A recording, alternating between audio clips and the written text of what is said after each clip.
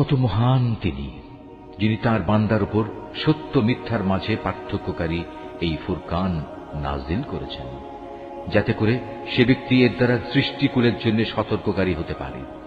তিনি এমন সত্তা, তার জন্য রয়েছে আসমান সমূহ ও জমিনের সার্বভৌমত্ব।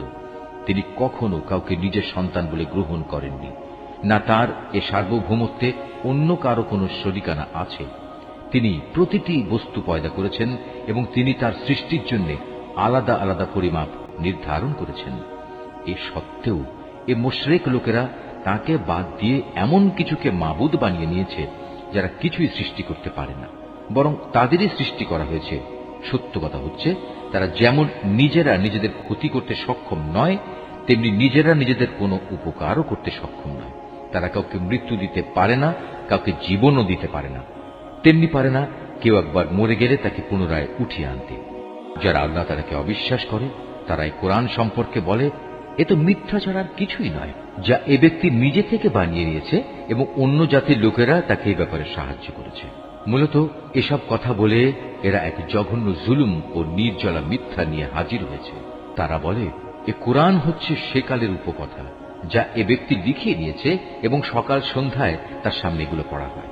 হে নবী, তুমি এদের বলো, এ কোরআন তিনিই নাজিল করেছেন, যিনি আকাশসমূহ ও জমিনের সমুদয় রহস্য জানেন। তিনি অত্যন্ত ক্ষমাশীল ও পরম দয়ালু। ওরা বলে, এ আবার কেমন ধরনের রাসূল যে আমাদের মতো করে খাবার খায় এবং আমাদের মতোই হাটে বাজারে চলাফেরা করে? কেন তার কাছে কোনো ফেরেশতা নাজিল করা হলো না যে তার সাথে আযাবের সতর্ককারী হয়ে থাকত? কিংবা গায়েব থেকে তার কাছে কোনো ধনভাণ্ডার এসে পড়ল না কেন? অথবা কমপক্ষে তার কাছে একটি বাগানই না হয় থাকত, যা থেকে সে খাবার সংগ্রহ করে খেত? এ জালেম লোকেরা মুসলমানদের আরো বলে, তোমরা তো আসলে একজন জাদুগ্রস্ত ব্যক্তির অনুসরণ করছো। হে নবী, চেয়ে দেখো ওরা তোমার সম্পর্কে কি ধরনের কথা বানাচ্ছে। এরা আসলে গোমরা হয়ে গেছে, কখনো তারা আর সঠিক পথ পাবে না। হে নবী, তুমি এদের বলো, আল্লাহ তাআলা এমন এক মহান সত্তা, যিনি ইচ্ছা করলে তোমাদের একটি বাগান কেন, তার চাইতে উৎকৃষ্ট বাগান সমূহ দান করতে পারেন, যার নিম্ন দেশে অমীয় ঝর্ণাধারা প্রবাহিত হবে। এছাড়াও তিনি তোমাদের দিতে পারেন সুরম্য প্রাসাদ সমূহ। এরা কিয়ামতের দিনকে অস্বীকার করে, আর যারাই কিয়ামত অস্বীকার করে তাদের জন্য আমি জাহান্নামের জ্বলন্ত আগুন প্রস্তুত করে রেখেছি। তারা যখন দূর থেকে তাদের মতো অন্যান্য জাহান্নামীদের দেখবে, তখন তারা স্পষ্টত তার গর্জন ও চিৎকার শুনতে পাবে। অতঃপর যখন তাদের হস্তপদ শৃঙ্খলিত অবস্থায় জাহান্নামের কোন সংকীর্ণ স্থানে ফেলে দেয়া হবে, তখন সেখানে তারা শুধু মৃত্যুর ধ্বংসকেই ডাকতে থাকবে। তাদের তখন বলা হবে, আজ তোমরা ধ্বংস হওয়াকে একবারই শুধু দেখো না, বরং বহুবার ধ্বংসকে ডাকো। কোনো কিছুই আজ তোমাদের কাজে আসবে না। হে নবী, এদের তুমি বলো, এটা জাহান্নামের কঠোর আযাব শ্রেয়, না সেই স্থায়ী জান্নাত যার ওয়াদা পরহেজগার লোকদের আগেই দিয়ে রাখা হয়েছে। এই জান্নাত হচ্ছে তাদের যথাযথ পুরস্কার ও চূড়ান্ত প্রত্যাবর্তনের স্থান। সেখানে তারা যা কিছু পেতে চাইবে তাই তাদের জন্য মজুদ থাকবে, তাও আবার থাকবে স্থায়ীভাবে। এ প্রতিশ্রুতি পালন তোমার মালিকের দায়িত্ব, যেদিন তিনি এ মুশরিক ব্যক্তিদের এবং তাদের মাবুদদের, যাদের এরা আল্লাহর বদলে ইবাদত করত, সবাইকে একত্রিত করবেন। অতঃপর তিনি সে মাবুদদের জিজ্ঞেস করবেন, তোমরাই কি আমার এ বান্দাদের গোমরা করেছ, না তারা নিজেরাই বিচ্যুত হয়ে গেছে? ওরা জবাবে বলবে, হে আল্লাহ তাআলা, তুমি পবিত্র, তুমি মহান। আমরা তো ছিলাম তোমারই বান্দা। তোমার বদলে অন্যকে অভিভাবক রূপে গ্রহণ করা আমাদের শোভনীয় ছিল না। তুমি তো এদের এবং এদের পিতৃপুরুষদের যথেষ্ট ভোগের সামগ্রী দিয়েছিলে। এগুলো পেয়ে তারা এমনকি তোমার কথাই ভুলে বসেছে এবং এভাবেই তারা একটি ধ্বংসপ্রাপ্ত জাতিতে পরিণত হয়ে গেছে। আল্লাহ তাআলা বলবেন, তোমাদের মাবুদরা তো তোমাদের কথা মিথ্যা প্রতিপন্ন করল, অতএব এখন তোমরা আর আমার আযাব সরাতে পারবে না, না তোমরা আজ কারো সাহায্য পাবে। তোমাদের মধ্যে যদি কেউ আমার আনুগত্যের সীমা লঙ্ঘন করে, তাহলে তাকে আমি কঠোর আযাব আর সাধন করাবো। হে নবী, তোমার আগে আমি আরো যত রাসূল পাঠিয়েছি, তারা মানুষের মতোই আহার করত, অন্য মানুষদের মতোই তারা হাটে বাজারে যেত। আসল কথা হচ্ছে, মানুষদের মধ্যে থেকে রাসূল পাঠিয়ে আমি তোমাদের একজনকে আরেকজনের জন্য পরীক্ষার উপকরণ বানিয়েছি। এই পরীক্ষায় তোমরা কি ধৈর্য ধারণ করবে না? তোমার মালিক কিন্তু তোমাদের সব কিছুই দেখছেন। যারা আমার সাথে তাদের সাক্ষাতের আশা পোষণ করে না, তারা বলে, কত ভালো হতো যদি আমাদের কাছে আল্লাহ তাআলার পক্ষ থেকে কোনো ফেরেশতা নাজিল করা হতো, অথবা আমরা যদি আমাদের মালিককে নিজেদের চোখে দেখতে পেতাম। তারা এসব বলে নিজেদের বড় অহংকারী মনে করল এবং আল্লাহ তাআলার নাফরমানিতেও তারা মাত্রাতিরিক্ত সীমা লঙ্ঘন করে ফেলল। যেদিন সত্যি সত্যি তারা সে ফেরেশতাদের দেখবে, তখন কিন্তু অপরাধীদের জন্য সেদিন কোনো সুসংবাদ থাকবে না, বরং তারা বলবে, হে আল্লাহ, আযাবের এই ফেরেশতাদের থেকে আমরা পানা চাই, পানা চাই। এবার আমি তাদের সেসব কর্মকাণ্ডের দিকে মনোনিবেশ করব যা তারা দুনিয়ায় করে এসেছে। তখন আমি তাদের কাজসমূহ উড়ন্ত ধূলিকণার মতোই নিষ্ফল করে দেব। সেদিন জান্নাতীদের বাসস্থান ও তাদের বিশ্রামের জায়গা হবে অত্যন্ত মনোরম। হে মানুষ, তোমরা সেদিনকে ভয় করো যেদিন আসমান তার মেঘমালা নিয়ে ফেটে পড়বে, আর তারই মাঝ দিয়ে দলে দলে ফেরেশতারা জমিনে নেমে আসবে। সেদিন চূড়ান্ত বাদশাহী হবে দয়াময় আল্লাহ তাআলার জন্য। যারা অস্বীকার করেছে তাদের উপর সেদিনটি হবে বড়ই কঠিন। সেদিন জালেম ব্যক্তি ক্ষোভে দুঃখে নিজের হাত দুটো দংশন করতে করতে বলবে, হায়, আমরা যদি দুনিয়ায় রাসূলের সাথে দ্বীনের পথ অবলম্বন করতাম। দুর্ভাগ্য আমার, আমি যদি অমুককে নিজের বন্ধু না বানাতাম। আমার কাছে দ্বীনের উপদেশ আসার পর সে তা থেকে আমাকে বিচ্যুত করে দিয়েছিল। আর শয়তান তো হামেশাই মানুষকে বিপদের সময় একলা ফেলে কেটে পড়ে। সেদিন রাসূল বলবে, হে মালিক, অবশ্যই আমার জাতি কোরআনকে একটি পরিত্যাজ্য বিষয় মনে করেছিল। হে নবী, এভাবেই আমি প্রত্যেক যুগের অপরাধীদের প্রত্যেক নবীর দুশমন বানিয়ে থাকি। অতএব তুমি মনক্ষুণ্ণ হও না। তোমার পথ প্রদর্শন ও সাহায্য করার জন্য তোমার মালিকই যথেষ্ট। যারা কোরআন অস্বীকার করে তারা বলে, আচ্ছা, পুরো কোরআনটা তার উপর একবারে নাজিল হল না কেন? আসলে কোরআন তো এভাবেই নাজিল হওয়া উচিত ছিল, যাতে করে এ ওহী দ্বারা আমি তোমার অন্তরকে মজবুত করে দিতে পারি। এ কারণেই আমি একে থেমে থেমে নাজিল করেছি। তাছাড়া ওরা তোমার কাছে যে কোনো ধরনের বিষয় ও সমস্যা নিয়েই আসুক না কেন, আমি সাথে সাথেই তোমার কাছে এর একটা যথার্থ সমাধান এনে হাজির করতে পারি এবং প্রয়োজনে তার একটা সুন্দর ব্যাখ্যাও বলে দিতে পারি। এরা হচ্ছে সেসব লোক যাদের কিয়ামতের দিন মুখের উপর ভর দিয়ে জাহান্নামের সামনে জড়ো করা হবে। ওদের সে স্থানটি হবে অতি নিকৃষ্ট, আর ওরা নিজেরাও হবে অতিশয় পথভ্রষ্ট। অবশ্যই আমি মূসাকে তাওরাত গ্রন্থ দান করেছিলাম এবং তার ভাই হারুনকে তার সাথে তার সাহায্যকারী করেছিলাম। অতঃপর আমি তাদের বলেছিলাম, তোমরা উভয়েই আমার হেদায়েত নিয়ে এমন এক জাতির কাছে যাও যারা আমার আয়াত অস্বীকার করেছে। পরে আমাকে অস্বীকার করায় আমি তাদের সম্পূর্ণরূপে বিনাশ করে দিয়েছি। একইভাবে যখন নূহের সম্প্রদায়ও আমার রাসূলদের মিথ্যা সাব্যস্ত করল, তখন আমি তাদের সবাইকে মহাপ্লাবনের পানিতে ডুবিয়ে দিয়েছি এবং আমি ওদের পরবর্তী মানুষদের জন্য শিক্ষণীয় বিষয় করে রেখেছি। আমি জালেমদের জন্য মর্মন্তুদ আযাব ঠিক করে রেখেছি। একই নিয়মে আমি ধ্বংস করে দিয়েছি আদ, সামুদ ও রাসের অধিবাসীদের এবং তাদের অন্তর্বর্তীকালীন আরো বহু সম্প্রদায়কেও। তাদের প্রত্যেকের কাছেই আমি আগের ধ্বংসপ্রাপ্ত জাতিসমূহের নিদর্শনসমূহ উপস্থাপন করেছি, যা দিয়ে আমি তাদের সতর্ক করেছিলাম। কিন্তু কেউই যখন সতর্কবাণী শুনল না, তখন আমি তাদের সবাইকে চূড়ান্তভাবে নির্মূল করে দিয়েছি। এরা তো সে জনপদ দিয়েই নিত্য আসা যাওয়া করে, যার উপর আযাবের বৃষ্টি বর্ষণ করা হয়েছিল। ওরা কি তা দেখছে না? আসল কথা হচ্ছে, এরা পুনরায় জীবিত হওয়ার কোনো আশাই পোষণ করে না।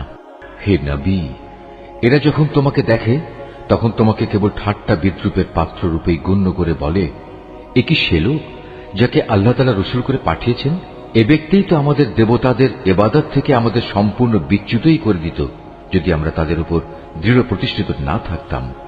হ্যাঁ, তারা যখন আল্লাহ তাআলার আযাব স্বচক্ষে দেখতে পাবে, তখন ভালো করে জানতে পারবে কে তোমাদের মাঝে বেশি পথভ্রষ্ট ছিল। হে নবী, তুমি কি সে ব্যক্তির অবস্থা দেখোনি যে তার কামনা বাসনাকে নিজের মাবুদ বানিয়ে নিয়েছে? তুমি কি তার মতো ব্যক্তিকে সঠিক পথে আনার কোন দায়িত্ব নিতে পারো?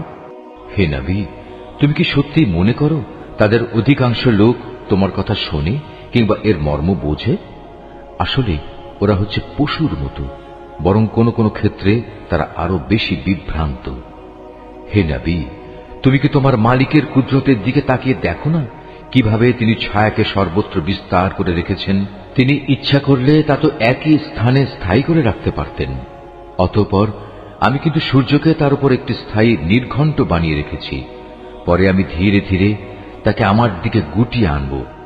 আল্লাহ তাআলাই তোমাদের জন্য রাতকে আবরণ, ঘুমকে আরাম ও দিনকে জেগে ওঠার সময় করে দিয়েছেন। তিনি তার বৃষ্টিরূপী রহমতের আগে সুসংবাদবাহী বায়ু প্রেরণ করেন। অতঃপর আসমান থেকে তার মাধ্যমে বিশুদ্ধ পানি বর্ষণ করেন, যেন তা দিয়ে তিনি মৃত ভূখণ্ডে জীবনের সঞ্চার করতে পারেন এবং তা দিয়ে তার সৃষ্ট অসংখ্য জীবজন্তু ও মানুষের পিপাসা নিবারণ করতে পারেন। পানি বিতরণ পরিকল্পনাকে আমি বারবার তাদের মাঝে সংঘটিত করি, যাতে করে তারা এ বিষয়টি থেকে শিক্ষা গ্রহণ করতে পারে।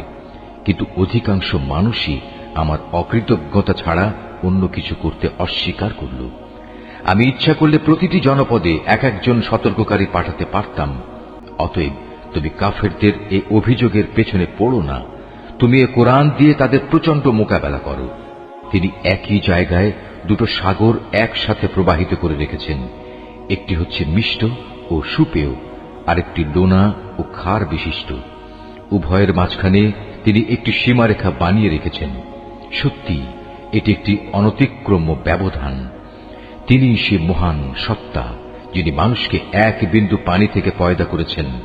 অতঃপর তিনি তাকে রক্ত সম্পর্ক দ্বারা পরিবার বন্ধন ও বৈবাহিক বন্ধন দ্বারা জামাই শ্বশুরে পরিণত করেছেন।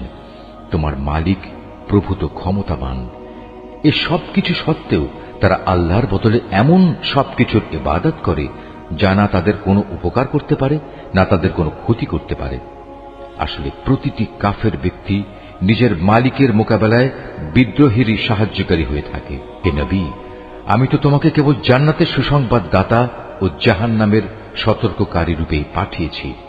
তুমি এদের বলো, আমি তো তোমাদের কাছ থেকে এজন্য কোনো পারিশ্রমিক দাবি করছি না। হ্যাঁ, আমি চাই তোমাদের প্রতিটি ব্যক্তি যেন তার মালিক পর্যন্ত পৌঁছার সঠিক রাস্তা অবলম্বন করে। হে নবী, তুমি সেই চিরঞ্জীব সত্তার উপর নির্ভর করো যার মৃত্যু নেই। তুমি তাঁরই সপ্রশংস পবিত্রতা ও মহিমা ঘোষণা করো। তিনি তার বান্দাদের গুনাহ খাতা সম্পর্কে সম্যক ওয়াকিবহাল। তিনি মহান আল্লাহ তাআলা, যিনি আকাশমণ্ডলী, পৃথিবী ও ওদের মধ্যবর্তী সমস্ত কিছু 6 দিনে সৃষ্টি করেছেন। অতঃপর তিনি তার আরশে সমাসীন হন। তিনি অতি দয়াবান আল্লাহ। তার মর্যাদা সম্পর্কে সে লোককে তুমি জিজ্ঞেস করো যে এ সম্পর্কে অবগত আছে। এই আয়াতটি যিনি তেলাওয়াত করবেন এবং যিনি এই আয়াতটির তেলাওয়াত শুনবেন, তাদের সবাইকে এখানে একটি সাজদা আদায় করতে হবে। এটা ওয়াজিব। যখন ওদের বলা হয় তোমরা দয়াময় আল্লাহ তাআলার প্রতি সাজদা বনত হও, তখন তারা বলে, দয়াময় আল্লাহ আবার কে? যাকেই তুমি সিজদা করতে বলবে তাকেই কি আমরা সিজদা করব? বস্তুত তোমার আহ্বান তাদের বিদ্বেষ বরং আরো বাড়িয়ে দিয়েছে। কত মহান সেই সত্তা, যিনি আসমানে অসংখ্য গম্বুজ বানিয়েছেন। এরই মাঝে তিনি আবার পয়দা করেছেন প্রদীপ সম একটি সূর্য এবং একটি জ্যোতির্ময় চাঁদ। তিনি রাত ও দিনকে পরস্পরের অনুগামী করেছেন তাদের জন্য যারা এসব কিছু থেকে শিক্ষা গ্রহণ করতে কিংবা সেজন্য আল্লাহর কৃতজ্ঞতা জ্ঞাপন করতে চায়। দয়াময় আল্লাহ তাআলার বান্দা তো হচ্ছে তারা যারা জমিনে নেহায়েত বিনম্রভাবে চলাফেরা করে এবং যখন জাহেল ব্যক্তিরা অশালীন ভাষায় তাদের সম্বোধন করে তখন তারা নেহায়েত প্রশান্তভাবে জবাব দেয়। যারা তাদের মালিকের উদ্দেশ্যে সাজদাবনত হয়ে ও দণ্ডায়মান থেকে তাদের রাতগুলো কাটিয়ে দেয়। যারা বলে, হে আমাদের মালিক, তুমি আমাদের থেকে জাহান্নামের আযাব দূরে রেখো, কেননা তার আযাব হচ্ছে নিশ্চিত বিনাশ। তদুপরি আশ্রয় ও থাকার জন্য তা হবে একটি নিকৃষ্ট জায়গা। তারা যখন ব্যয় করে তখন অপব্যয় যেমন করে না, তেমনি কোনো প্রকার কার্পণ্য তারা করে না, বরং তাদের ব্যয় সব সময় এ দুয়ের মধ্যবর্তী একটি ভারসাম্যমূলক অবস্থায় অবস্থান করে।